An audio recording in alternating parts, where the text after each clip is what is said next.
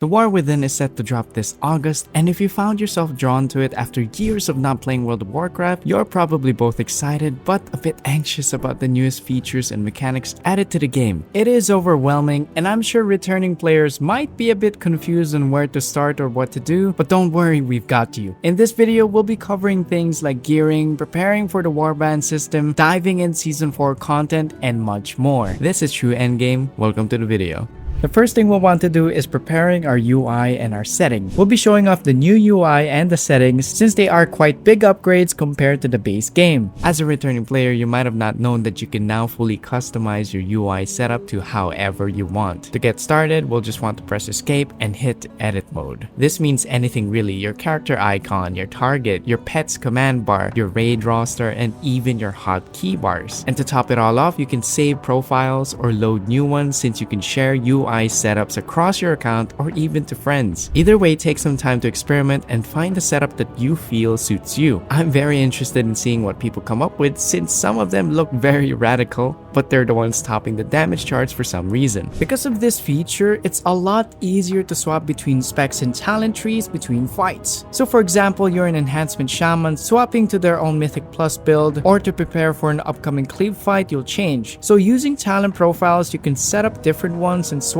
between them as needed. And if you found yourself gravitating towards a certain specialization but don't have enough time to read each and every tooltip for every point in the talent tree, then you can look up guides online over at Wowhead to go for specs that you're after, and you can try it out for yourself. It'll be as easy as pressing the copy talents and importing it as a new profile. As for settings, there's a lot that got added, and as a returning player, you might not have been given a notice. What we'll want to do is look to incorporate these since it'll help in our overall gaming experience. The new ones I'm going to mention are the interact key and the new cast option, as well as the action targeting system. The interact key mainly helps with objects or levers, looting corpses, and even gathering professions, like say for example you're mining and then the node itself is stuck halfway inside a wall, and this also works with herbalism and fishing even, so you don't have to click it anymore. Now for the cast options, they mainly help with spellcasters to spam without developing carpal tunnel syndrome, especially since if you're spamming the same spell over and over again. And I cannot forget about the action targeting system, since it'll make it so you target the closest enemy in front of your character, and this helps you a lot in the middle of combat to make it as seamless as possible. And to get a feel for these new options, I'd go to any capital area in the game, or even just some trash mobs outside the area, and just experiment on these new changes. Now moving on to the leveling section, if you aren't level 70 yet, then don't worry, the Dragonflight leveling experience is relatively quick and it can be quite engaging. A pro tip here is to stick around in a zone that has the Dream Surge event active, and you'll be able to tell which of the zones have it by going to the map and seeing this icon on the map. This event will give you various buffs during its duration, and one of those can be a 25% experience boost. As a side note, if you'd like to immerse yourself into the game and make questing a lot more enjoyable, I'd suggest getting the Immersion add-on made by Monk Dev, so go ahead and check it out if you're interested. Additionally, while doing this, we can work towards some of the sub-meta achievements connected to the Typhon Mount achievement, A World Awoken, since that will take a lot of time anyway, so might as well while you're doing Dragonflight content. And it's a good way of experiencing a lot of content you've missed while you work towards the good boy. Now, as an alternative to leveling up, if you're looking to try out other classes or even find a new main to get the feel of an entirely different role, maybe a healer or a tank, then you can play through the time running event, which is the Mist of Pandaria remix. To create a character here, we'll just press the button prompt to create a character, then we'll be offered two choices, either standard or time running. So after creating our time running character, this offers quite a casual and fast way to level up to 70, and once that remix content is done, that character will be converted and carry on to the live servers, and in this case, the War Within. It also has a ton of collectibles attached to the events, like mounts, Pandarian themed cosmetics, and pets, so it's worth checking out. Now in terms of getting up to speed in time for the new expansion to drop, Dragonflight has added multiple alternatives on gearing up once you reach max level. Firstly, if you have some gold lying around, you can head to the auction house and pick up a full green set. Now I know green gear may sound bad, but it actually has a fairly decent item level to get you started. As we do content in the Dragon Isles, we will have the option to participate in world quests for every Renown faction in the Dragon Isles, and these will usually give us our green and blue armor pieces, so we'll use them to help us climb our way up to the required item levels to eventually unlock LFRs and heroic dungeons. Season 4 also brings us Awakened content. Now these are basically zones affected by the Awakened raids, and they rotate every week. This will empower world events to give higher item level gear, so make sure you're doing those empowered events. But before you dive into the events, make sure you grab that weekly quest from Valdrakken, as it's tied to these events, and the quest is called Last Hurrah. And this also changes week to week between Amirdrassil, Zaralek Caverns, and the Dragon Isles. Doing these will award you with caches from their respective areas, and these caches will have a random piece of champion item level gear, so it'll help a lot with our gearing up. Once our item level gear is high enough, we can start to jump into dungeons and raids. Season 4 brought some changes to dungeons itself, so normals, heroics, and mythic are now more difficult but also give better rewards. Normal dungeons give around 460 item level gear, time walking dungeons give about 467, and heroics give about 476 item level gear. And for mythic, the gear that they drop can give you up to 489. But I would recommend before you enter Mythic Plus is to at least have a 470 to 480 item level, since it is very difficult. But if you're not a fan of the time Mythic Plus experience, then you can still get some strong gear for doing the other difficulties. For raids, we'll want to focus on whatever the Awakened raid is for the week, as the item level will be increased to Season 4 item level. It will be up to you and your gear which difficulty of the raids you decide to dive into. While we're doing the weekly content and raids, we'll be getting sparks for crafting. With 2 of these, we can combine them and head to the crafting order NPCs here in Valdrakken to order a piece of gear made, so this could be weapons, trinket, and armor. Now the item level of the gear will vary depending on what crest we are able to add to it, so the more difficult the content, the better type of crests we'll receive, and as a result, we'll get even better upgrades. Additionally, we got a new upgrading system in Dragonflight, and it's the best one we've ever had, especially for catching up. While doing various content, we'll be getting crests and flight stones, and with these you can head to the upgrade NPCs to upgrade a piece of gear. And every piece of gear will have an item level cap depending on what track it's on, so veteran starts at 480 and can be upgraded all the way up to 502, for example. And you can see what kind of track it's on by mousing over the piece of gear, and you'll see it right below the name. For the upgrade NPCs locations, Kuzov will be located here right at the courtyard of Valdrakken in front of the auction house. Here's a quick look at the different tracks and the item level that they can be upgraded to. The lowest item level gear is going to be Explorer gear, with an item level as low as 454 and it goes up to 476. And Adventure level gear is going to be 467 up to 483. Veteran gear is going to take you from 480 to 502. Now for the Champion level gear, it's going to be 493 up to 515, and we can get these from raids and Mythic Plus, but also that Last Hurrah weekly quest I just mentioned earlier. Heroic gear is going to be 506 to 522. These are going to be from heroic raids and Mythic Plus 2 up to 7, as well as a weekly reward. And lastly, the Mythic gear is going to be 519 to 528. These are going to be from Mythic raids and Mythic Plus 8 and Mythic Plus 10. One last thing I'd like to note is that there's also another feature called the Revival Catalyst, and this will allow us to turn in a non-set piece of gear and convert it to a set piece of the same item level in exchange. And we'll be able to access this over a tier hole from an NPC called Antuko. And the only ingredient needed to use the Revival Catalyst is a Renaissance Awakening. And this is a currency that acts as a charge for us to convert the gear, and we can only hold up to 9 charges per character. If you'd like to know how many charges you have, you can run this macro and it can be used anywhere, so you can save yourself the trip of going all the way there and finding out you don't have any. Now as for Season 4 Dragonflight itself, these are things we'll have to keep in mind as we're going over to the new expansion. There's a few additional reasons why we want to do Awakened raids for gearing and other goodies too. Attached to the Awakened raids, we'll be getting the Voyaging Wilderlings harness, and this mount requires us to do all 3 Awakened raids on normal or higher difficulty. So since the Awakened raids will rotate every week, this will take us some time, but if we haven't done a single one, then we can technically finish it before the Awakened raid ends, since on the last week every raid will be awakened. We'll also have a chance of getting an Awakened Tempo Stone, which will drop from the last boss of an Awakened raid. These are Omni tier tokens, and this means we can trade them in for a tier piece set of your choice at Brunagos here in Valdrakken. Additionally, we'll be picking up these antique bronze bullions, which will drop from Awakened raid bosses including LFRs, and it can also be rewarded from the weekly dungeon quest Emissary of War, which requires us to do 4 mythic dungeons. Now for the bronze bullions, there are vendors here in the Bronze Enclave. We can trade in 2 bronze bullions for a piece of gear of our choice from one of the 3 raids of the expansion, and this gives us us access to some of the best piece of gear and even allow you to upgrade a legendary from the expansion to season 4 item level. The bullion cap increases by 1 per week, but we don't have to worry about this since if we missed out on previous weeks, we'll be able to obtain the missing ones until we hit the total cap that everyone else is at, so catching up is fairly easy. In the description below is a handy macro that will tell you how many you've obtained and how many more bronze bullions you have left to obtain. The bullions also have an additional use outside of gearing. We can use the bullions to pick up various cosmetic pieces from the raids, even mythic difficulty cosmetics, as well as a mount, the Slime Cat Jigglesworth from Shadowlands. What I'd recommend doing is to farm these bullions to gear up on one character and use our alts to save them to purchase the cosmetics and even get the Slime Cat mount, which is up for grabs for 3 bullions. Now lastly, for season 4, we have 2 season exclusive mounts we can get before it ends, and those are going to be the Infinite Armoridon and the Draconic Gladiator's Drake. The Armoridon needs us to get a Mythic Plus rating of 2000 during season 4, while the Draconic Gladiator's Drake will require us to win 50 games as a Gladiator rating in 3v3s. Now as skywriting is going to be implemented once the War Within comes out, it is crucial that we invest our time in getting all the dragon glyphs in the Dragon Isles. Not only will this make our traversals better, we'll also be exploring the entire content, which will help us get the achievement Dragon Isles Explorer, which is a sub-meta achievement under the Dragon Isles Pathfinder for the Tyvan mount. To help with this, I would recommend the add-on Handy Notes, Dragon Glyphs, and Skywriting Glyphs made by Keyboard Turner to help us find each and every one of these dragon writing glyphs. With the new Warband system being introduced in the War Within, I'd recommend prepping some transmogs and collectible sets for cosmetic uses, since we'll be able to share basically everything. So you name it, pets, gear, your loot, reputation, certain currencies, and especially transmogs. Now about the currencies I mentioned, we're not too sure as to which ones are transferable in our warband, but here's a list of currencies we should look at farming and saving so that when the currencies do become warband transferable, we'll be ready. Some of the currencies I'd recommend should be ones that we can use to purchase mounts from vendors. So time walking currencies, which we can use to buy out all the vendors, grateful offerings to get the items from covenants, mythic warfront on alts for service medals, and curious coins if you're after the turtle mount. Now take note, the currencies aren't confirmed, so we'll have to wait and see, but really any currency you feel like are worthwhile to farm at this point should be considered. Lastly, for the warband system, we'll be having up to 4 characters featured on our character roster screen. So wouldn't it be nice if all 4 of your characters are decked out in the most pristine and epic gear you could think of? Now this is purely a cosmetic personal ideal of mine with warbands coming out, but I'm very interested in what you guys would put together once the patch goes live. Now for the transmogs I mentioned, there's been a few interesting changes that make collecting appearances a whole lot easier. Let's say you're playing a cloth armor wearing class and you pick up a plate armor. Naturally you can't obtain that transmog for your plate alts. However, when the War Within drops, we'll be able to get that transmog collected regardless of what armor class we wear. They're also making collecting appearances from unbound items a lot easier, so we don't necessarily have to equip it to add to our collection, or the times we sell it, disenchant, or delete it won't make it so we unlearn it accidentally. They'll also make it so we'll automatically collect the appearance as soon as we get it, even if it's bind on equip, which now they're changing to war bound until equipped. So existing gear in our characters' banks or bags will be automatically added to our transmog collection when we first log into that character when the War Within goes live. Aside from the whole fashion point of view, we can look into transmogs as a gold farming source since it is quite lucrative, so keep that in mind if you're looking to farm gold. Now as for the Renowns in Dragonflight, right now there's a buff that increases all reputation gains for factions up to 50%. So this is a good way for us to re-experience content we may have missed in Dragonflight, and doing these will ultimately give us progress to the Tyvan mount achievement, and along the way we can get the rewards locked behind renown levels like the Outsuk mounts from the Iskaara Tuskarr. We can also get the add-on By the Way quest. This will help us complete storylines across the Dragon Isles, which will also contribute to the Dragon Isles Pathfinder achievement for the mount and reputation gain for the Renown Factions. Now as for how these awaken buffs work, when a vault is awakened, certain factions will have their reputation gains buffed, and we can look to target the quest lines, the world quests, and also their world events in that zone. So now we'll go over the world activities and events we can participate in with each faction to both get renown as well as knock off some meta achievements. For the Maruuk Centaurs, the Grand Hunt is going to be their event. We'll head over to the zone that has the hunt active and take part in various objectives like defeating waves of enemies or killing a mini-boss or aiding in wildlife. So we'll do these to progress with the 2 achievements that take quite some time to do. These are going to be Tetrachromancer and the Long Hunter under the meta achievement Center of Attention. For the Iskaara Tuskarr, their event is the Community Feast, which happens every 3.5 hours and will be given a 15-minute announcement as an indication before it starts. We can also check Wowhead's front page for a timer if you can't log in the game to check. The achievements connected to the event are Leftovers, Revenge, and Supervisor, which are under the meta achievement Army of the Fed. For Valdragon, you'll have the Siege of Dragonbane Keep, and this takes place at the top of the hour for every 2 hours in the Waking Shore, so that means 1 p.m. and the next one is going to be 3 p.m. And what we'll have to do is escort and aid the Obsidian Outcast in pushing to retake Dragonbane Keep.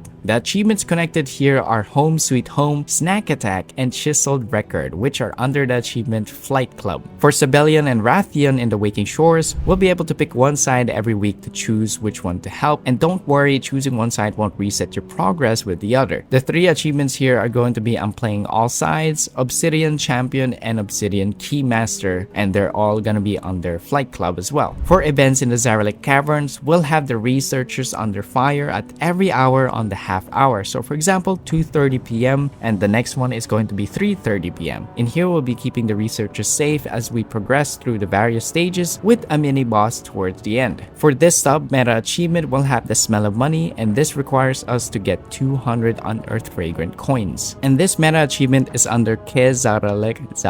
Now as for the Fyrakk Assault, this event will happen in one of the 4 base Dragon Isle zones, and this will have some dailies attached to it and requires you to kill mobs and complete objectives. Additionally, once the bar fills, a mini boss will spawn and we'll have to defeat it. As for the Time Rift events in Thaldrassil, once it begins, you'll speak to Sori Dormi, and then we'll be given individual tasks to complete, such as kill mobs, solve puzzles, find items, and this will repeat until the time runs out and a portal opens in the center. We'll enter that portal and kill the boss there, and that will be the end of the event. Now as for the length of every Time Rift, the event itself will spawn every hour and take about 15 minutes to complete. Now as for the meta achievements connected to it, we'll be working towards Chronograde Connoisseur and just following chronological orders for the meta achievement Closing Time. Finally, for the last world event, it's going to be on the Emerald Dream Zone. Their event is called Super Bloom. This happens every top of the hour, so let's say 1 p.m. and the next one is going to be 2 p.m. and this will require us to follow Spruce Crown around the zone, and basically we'll be killing mobs or aiding nature as we go, and at the end we'll have waves of mobs and a mini boss to defeat. The achievements under this event are I Dream of Seeds and Super Duper Bloom under the meta achievement Dream On. But that's about it for this video. If you're a returning player and found this helpful, then definitely leave a like and subscribe, and check out True Endgame's Mount Collector tool in the description down below.